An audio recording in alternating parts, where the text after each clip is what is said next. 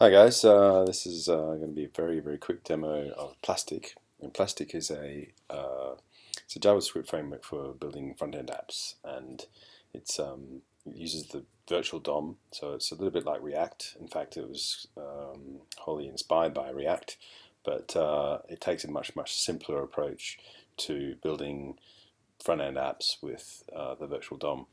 It's based on Matt Asher's virtual DOM library, so it's very fast, about 3 times faster than React, several times faster than Angular and Ember.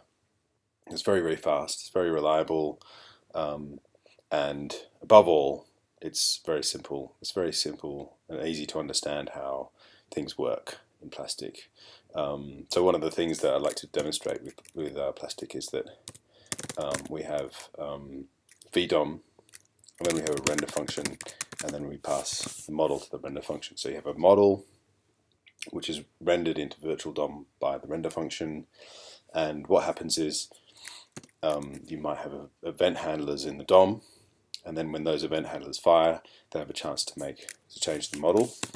So you might have, say, model 2, which is rendered into VDOM 2, and the differences between VDOM 1 and VDOM 2 are then applied to the DOM, so only the differences. So it's a very fast way of updating the DOM. Back to the demo, we're going to do a very quick look at what we've got here. We're using Babel, so ES6 with React extension, so we can use JSX, and we're using Browserify and Beefy as our web server, and so on. Let's get started with the code.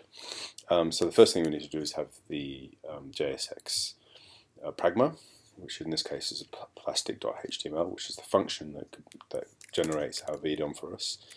And then we're going to require plastiq, and then we're going to create a quick little app that returns some VDOM, and finally we're going to attach it to the DOM. So create the app and pass it to our plastiq append function. What plastiq does is it takes either an object with a render method on it or a function that returns virtual DOM. Either way, it knows that it can rerun this function every time an event handler fires. So in this case, we're just going to return a little bit of virtual DOM, and then we're going to see how it looks. So here we go. Just fire up the web server, and there we go. So we've got a little bit of DOM here. There's nothing much going on really. It's very vanilla DOM. There's no additional identifying classes or IDs or anything going on. It's just normal DOM.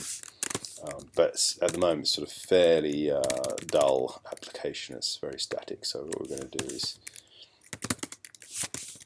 add some interactive elements to it. So what we're going to do is we're going to ask the user for their name, and then we're going to print it out. So say name, and so what we're going to use is this thing called a binding. This is a plastiq thing. So what happens is that we bind this input onto the model, and this is a two-way binding, but what happens is effectively under the hood it's very much like React. The sort of thing you might do in React by hand is sort of done inside of this binding thing.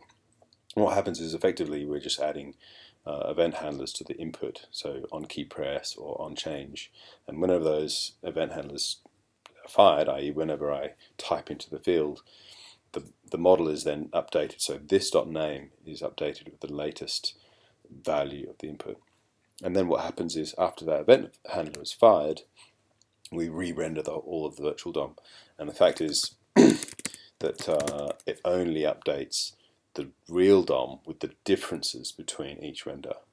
So in effect, the binding means that we have a very interactive application before with very little coding. So here we go. So what we're going to do is run this up. I'm going to show that we have the DOM is able to update effectively just by typing into the field. And there you go, that's it. Too simple, huh?